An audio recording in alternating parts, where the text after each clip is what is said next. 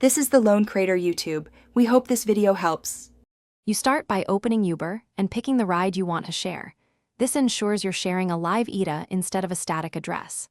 Once done, swipe up the trip card to expand details and see driver and vehicle info.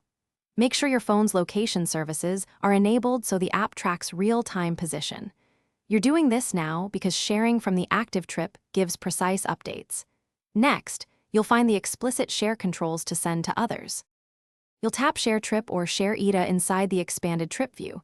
This reveals options for contacts and apps. Once selected, pick how you want to send it: text, WhatsApp, or copy link because different recipients prefer different apps.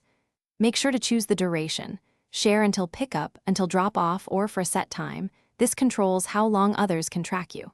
After sending, recipients get live updates including ETA, route, and driver details for safety. You finish by confirming the recipient can open the share link and seize the live map. This prevents surprises.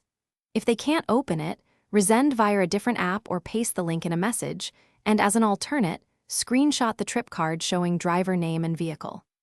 If sharing still fails, check your cellular or Wi-Fi, app permissions for location, and restart the Uber app. One key troubleshooting tip: toggle location services off and back. Thanks for watching. Consider subscribing if we helped you.